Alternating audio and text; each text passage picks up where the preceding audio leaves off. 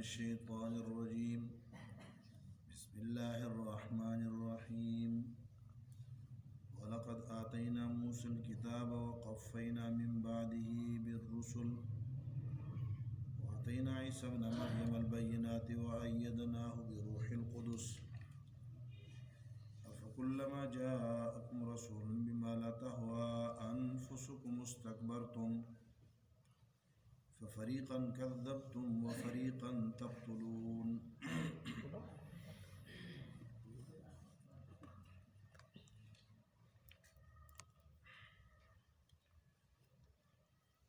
وَلَقَدْ آتَيْنَا مُوسَى الْكِتَابَ اور یقیناً ہم نے دی موسیٰ علیہ السلام کو کتاب یعنی تورات وَقَفَّيْنَا مِن بَعْدِهِ بِالرُّسُلِ اور پے در پیر لگا دیے ہم نے ان کے بعد رسولوں لگا دیا ہم نے پے در پے ان کے بعد رسولوں کو وَآتَيْنَا عِيسَى ابْنَ مَرْيَمَ الْبَيِّنَاتِ اور ہم نے دی عیسیٰ ابن مریم کو واضح دلائل اور معجزات وَأَيَّدْنَاهُ اور بطور خاص ہم نے ان کی تائید کی ان کی مدد کی بروح القدس روح مقدسہ کے ساتھ افکلما جاءکم رسول بس پھر کیا جب بھی تمہارے پاس رسول آئے وہ چیز لے کر لا تہوی انفسکم جسے پسند نہیں کرتی تھی تمہاری جانیں یعنی تمہارے دل تو استکبرتم تم نے اس سے تکبر کیا اور انکار کر دیا ففریقا کذبتم تو ایک جماعت کا تو تم نے صرف تکذیب کی وفریقا تقتلون اور دوسری جماعت کو انبیاء کے تم قتل کر رہے ہو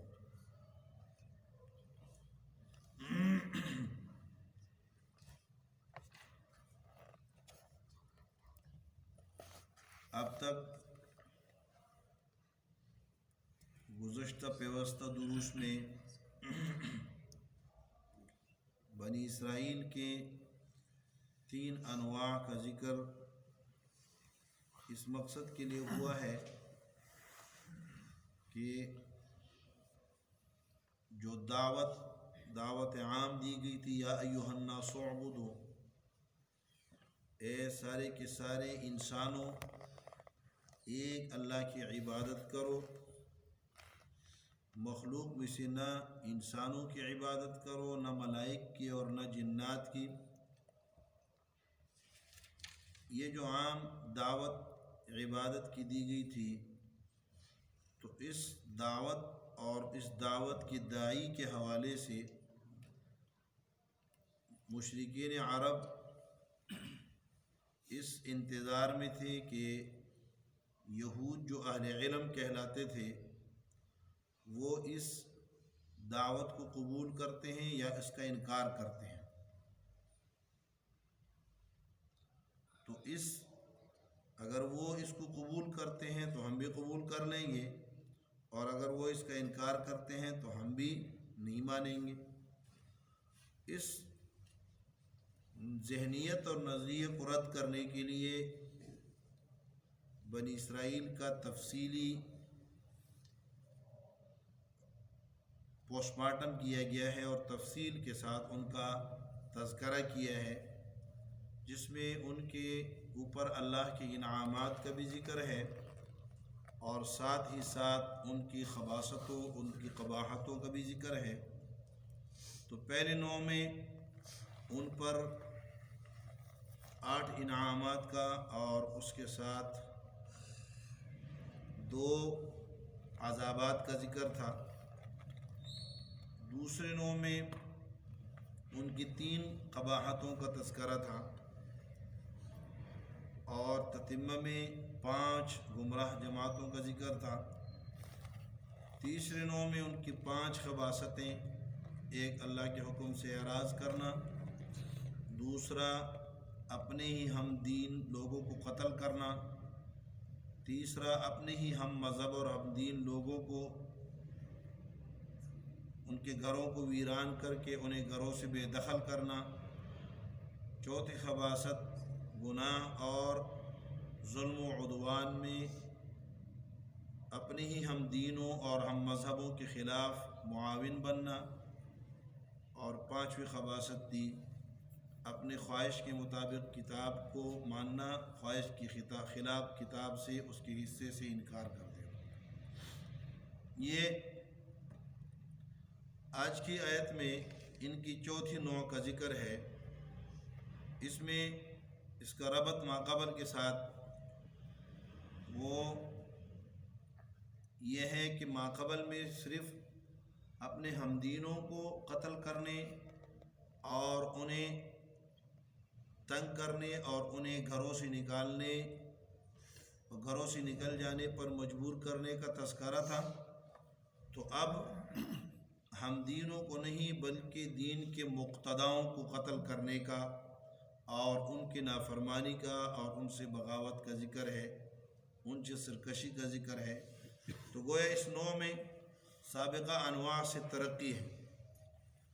سابقہ انواع میں قباحتیں مذکور تھی، اور اس نوع میں قباحتوں کی جو سب سے بڑی قباحت ہے ام القبائح، سب سے بڑی قباحت ام القبائح، یعنی انبیاء کرام علیہم التسلیمات جیسی برگزیدہ، پاکیزہ اور خیرخواہانہ ہستیوں کو قتل تک کر دینا، اس کا تذکرہ ہے۔ تو فرمایا وَلَقَدْ آتَيْنَا مُوسَى الْكِتَابَ، ہم نے موسیٰ علیہ السلام کو کتاب دی تھی۔ بنی اسرائیل کا آغاز یعقوب علیہ السلام سے ہوتا ہے، اور یعقوب علیہ السلام کے زمانے کے بعد جتنے لوگ یعنی 12 اولاد ہیں، اور ہر جو ہے اولاد کے خاندان کو سبت کہا جاتا ہے، تو یہ اسباط یہ بنی اسرائیل کہلاتے ہیں۔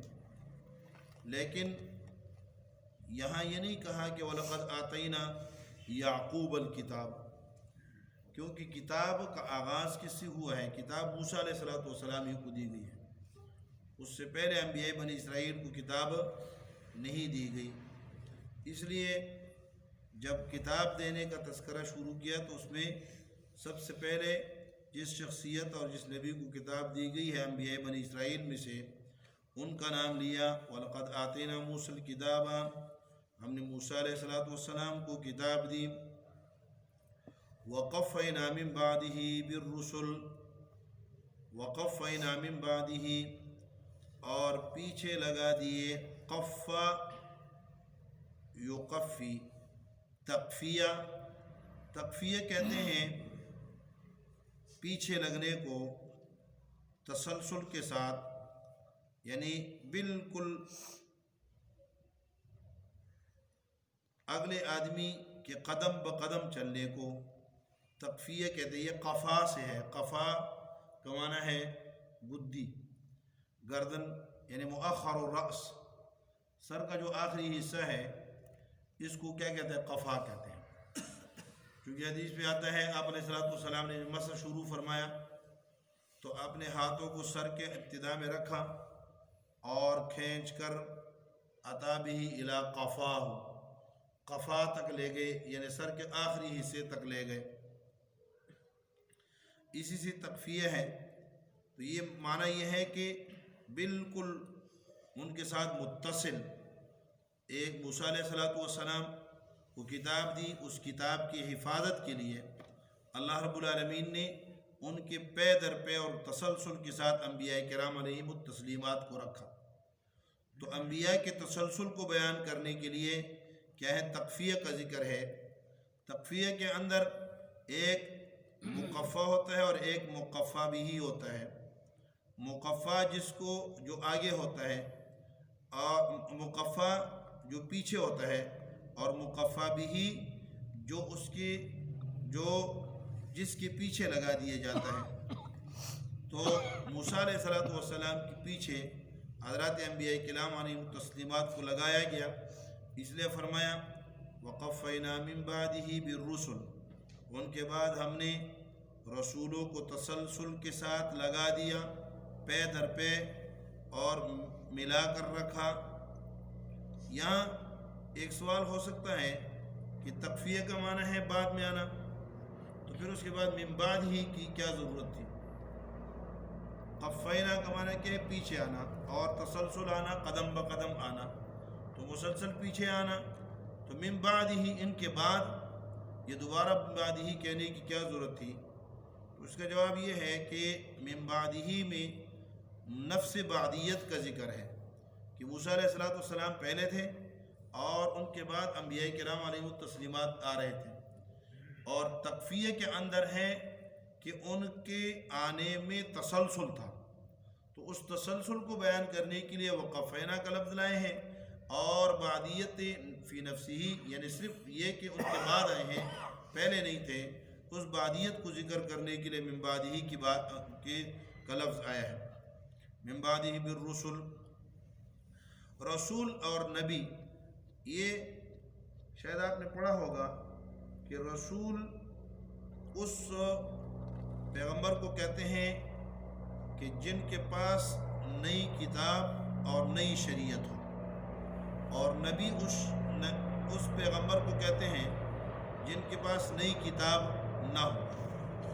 تو یہاں جو انبیاء بنی اسرائیل موسیٰ علیہ السلام کے بعد آئے ہیں، تو وہ تو کس کے لیے آئے ہیں؟ وہ تو اسی تورات کی تعلیم کے لیے اور اسی تورات کی تحفظ کے لیے، حفاظت کے لیے، اسی تورات کی دعوت کے لیے آئے ہیں، تو پھر ان کو رسول کیوں کہا گیا ہے؟ تو یہ عربی گرامر کا قاعدہ ہے کہ ہم نبی اور رسول کا اطلاق ایک دوسرے کی جگہ کرتے ہیں، کبھی رسول بول کر نبی مراد لے لیتے ہیں، کبھی نبی بول کر رسول مراد لے لیتے ہیں۔ تو یہ اسی قاعدے کے مطابق اور اسی عرب دستور کے مطابق یہاں رسول آیا ہے۔ یہ تسلسل کے ساتھ انبیاء کرام علیہ التسلیمات آتے رہے۔ وَآتَيْنَا عِيسَىٰ ابْنَ مَرْيَمَ الْبَيِّنَاتِ، اور وَآتَيْنَا عِيسَىٰ ابْنَ مَرْيَمَ، اور ہم نے عیسیٰ ابن مریم کو بھی کتاب دی۔ وہ کتاب کیا تھی؟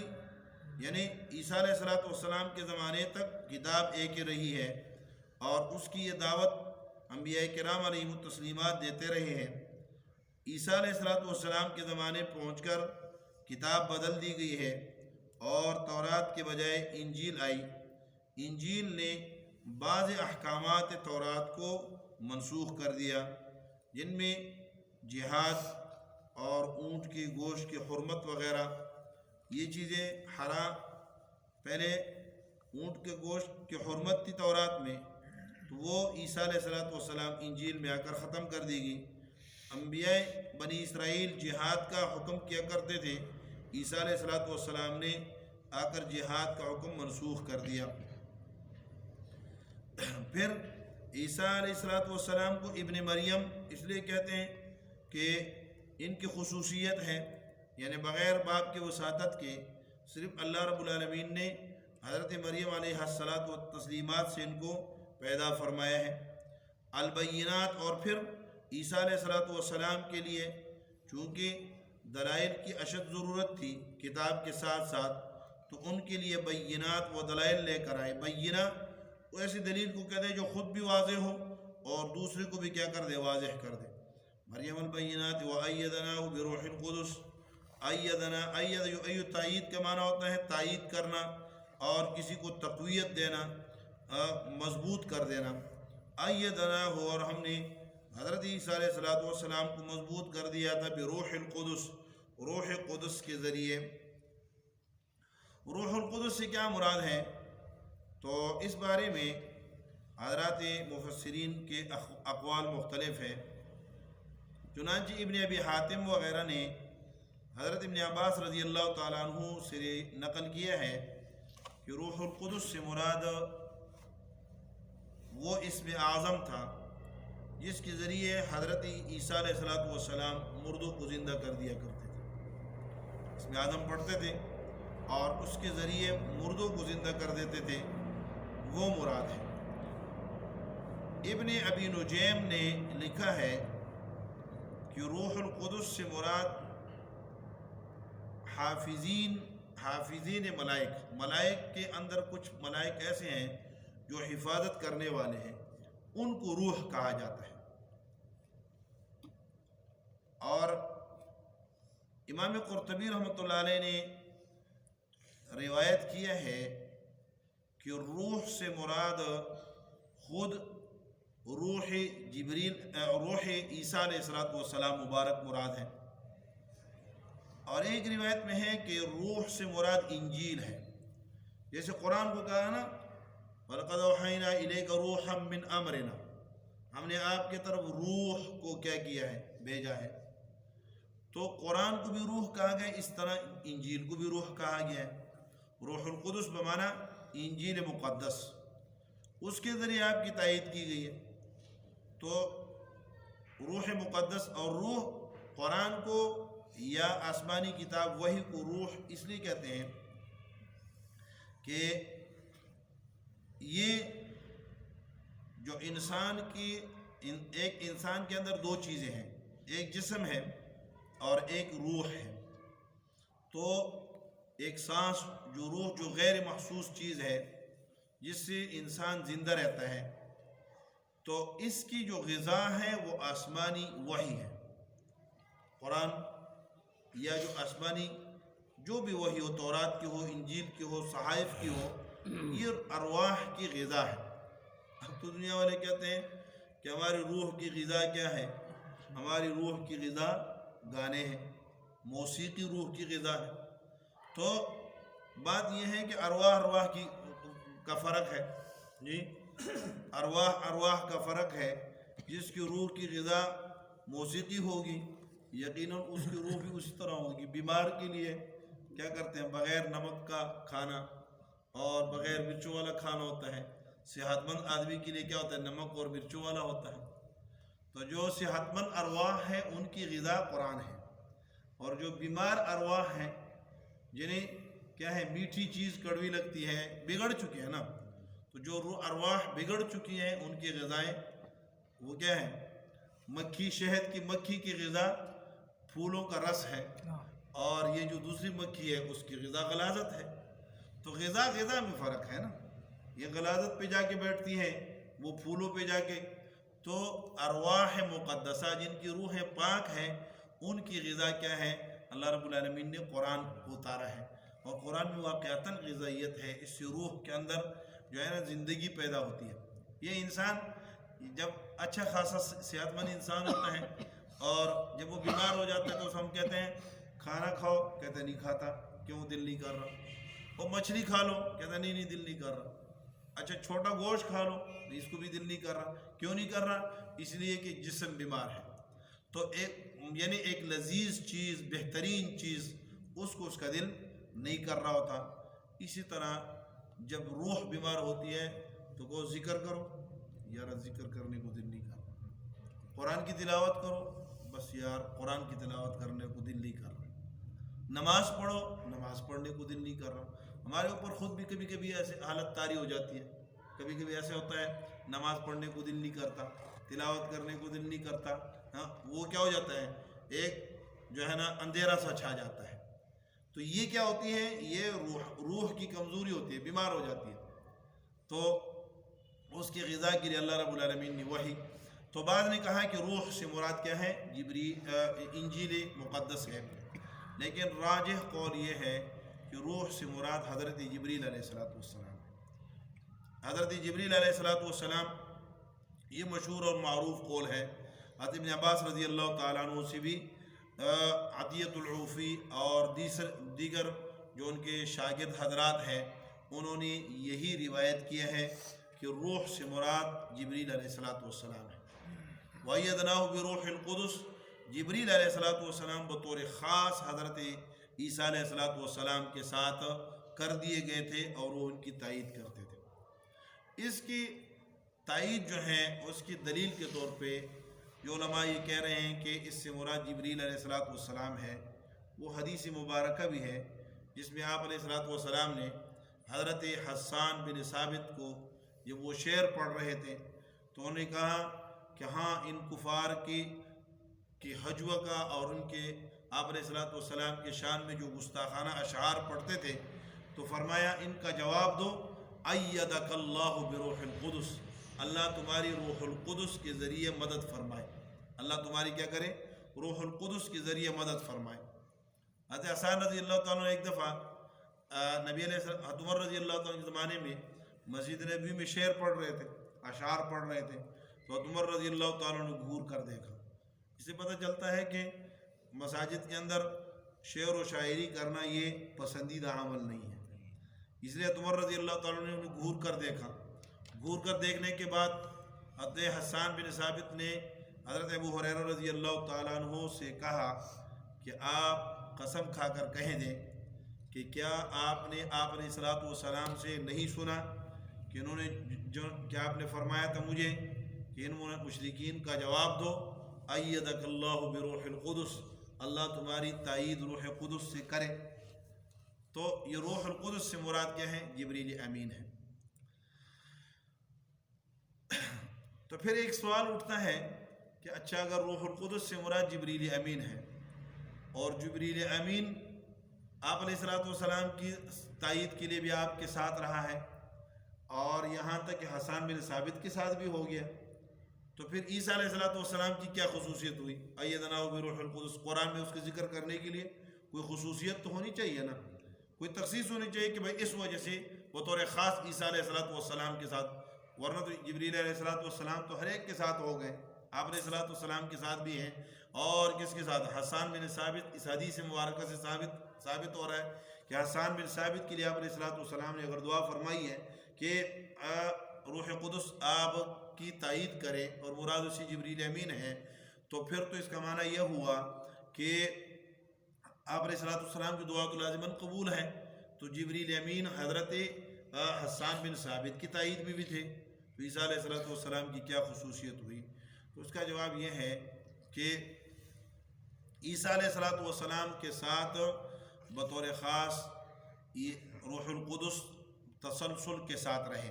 علامہ سیوطی رحمۃ اللہ علیہ نے لکھا ہے کہ جہاں جہاں آپ جاتے تھے یدور معه حیث دار، آپ جہاں جہاں جاتے تھے وہاں وہاں آپ کے ساتھ حضرت جبریل علیہ الصلوۃ والسلام چلے جاتے تھے، اور اس کی وجہ علماء نے یہ لکھی ہے کہ جبریل حضرت عیسیٰ علیہ الصلوۃ والسلام کا جو معجزہ تھا، بیماروں کو صحیح کرنا اور مردوں کو زندہ کرنا، یہ ایسا معجزہ تھا کہ جس کی ہر وقت جبریل علیہ الصلوۃ والسلام کو، اس کے لیے کوئی وقت متعین نہیں تھا، اس لیے غیر معین وقت کے اندر ہر وقت جبریل علیہ الصلوۃ والسلام آپ کے ساتھ ہوتے تھے۔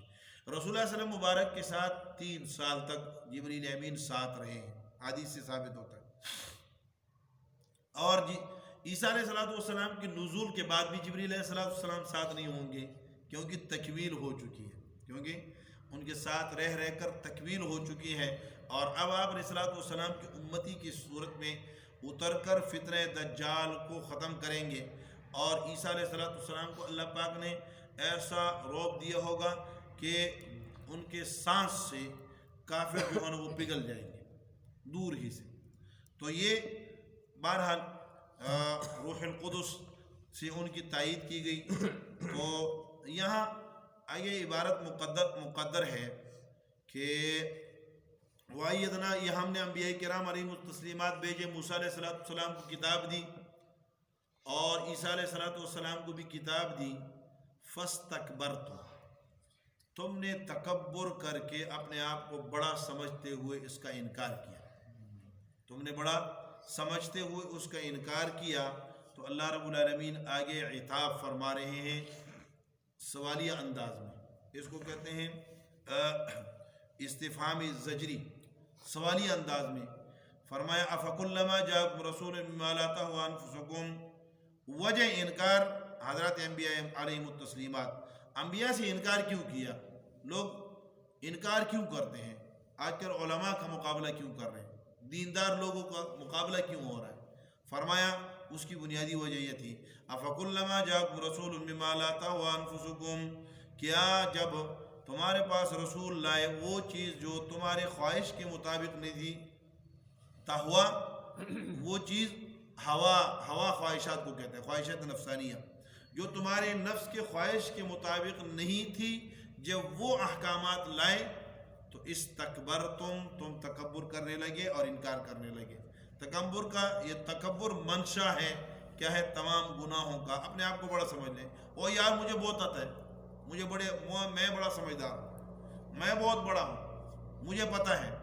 اکثر یہ تبلیغ والے ساتھی کسی کے پاس چلے جائے اور اسے دعوت دیں کہ بھائی مسجد میں نماز پڑھنے آ جاؤ ہمارے ساتھ، اور مجھے پتہ ہے یار، میں پڑھا ہوا ہوں۔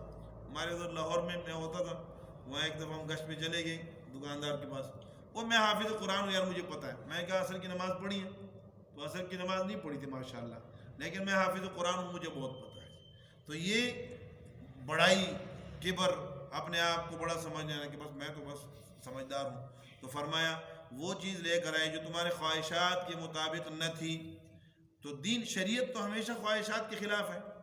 اب انسانی خواہش ہے کہ اسے کھلا چھٹی ملے اور اسے آزادانہ جو ہے نا، جہاں اس کا جی چاہے کھا لے، جہاں سے جی چاہے پی لے، جہاں سے جی چاہے خواہشات پوری کر لے۔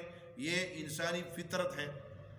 انسان کے اندر جو قوت اللہ رب العالمین نے رکھی ہے، قوت شہوانی، یہ قوت شہوانی، اس کے حلال، اس کو مارنے کا حکم نہیں ہے، اس کے حلال راستے تلاش کرنے اور اس کے مطابق اس کو استعمال کرنے کا حکم ہے۔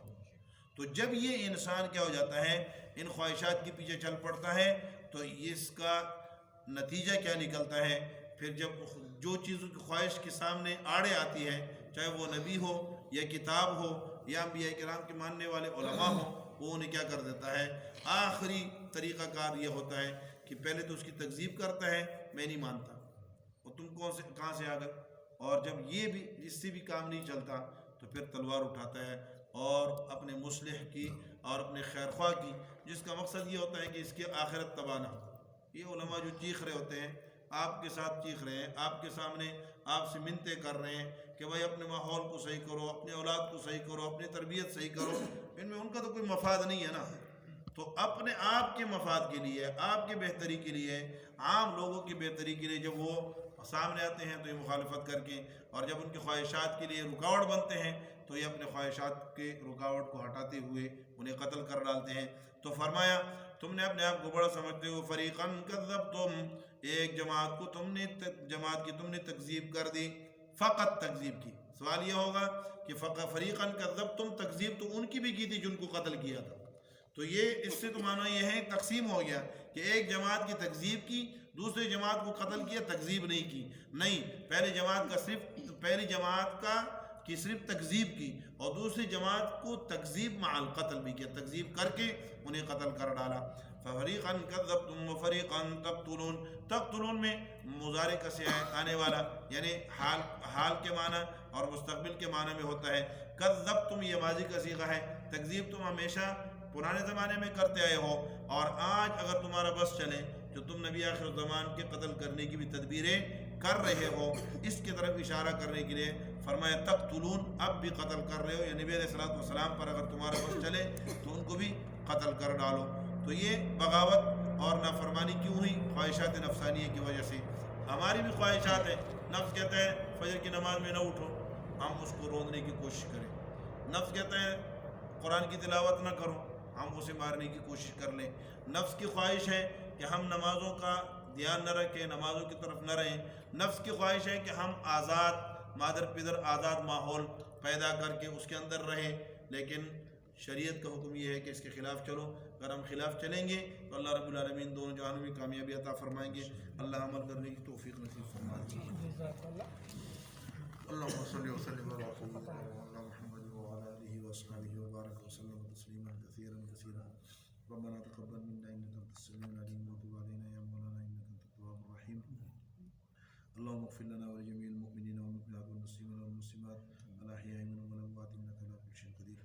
بیماروں کے لیے دعا فرمائے، اللہ تمام بیماروں کو شفا کاملہ عاجلہ مستمرہ دائمہ نصیب فرمائے۔ ہمارے اعظم بھائی ہیں، ان کے کوئی بچے کا آپریشن ہے دل کا، دعا فرمائے اللہ تعالیٰ انہیں صحت کاملہ عاجلہ مستمرہ نصیب فرمائے، اللہ تعالیٰ آپریشن کو کامیاب فرمائے. اور اس طرح جو مولانا طارق جمیل صاحب بیمار ہیں ان کے لیے دعا فرمائے. مولانا طارق مسعود صاحب بھی بیمار ہیں، اور بھی جتنے ہمارے حقانیہ کے اساتذہ کرام بیمار ہیں، اللہ سب کو شفائے کاملہ عاجلہ مستمرہ دائمہ نصیب فرما دے. جہاں جہاں مسلمانوں کے گھروں میں جو بھی بیمار ہے اللہ سب کو صحت کاملہ عاجلہ مستمرہ دائمہ نصیب فرما دے. ربنا تقبل منا انك انت السميع العليم وتب علينا يا مولانا انك انت التواب الرحيم. صلی اللہ تعالی علی النبی الکریم وعلی آلہ وصحبہ اجمعین. آمین برحمتک.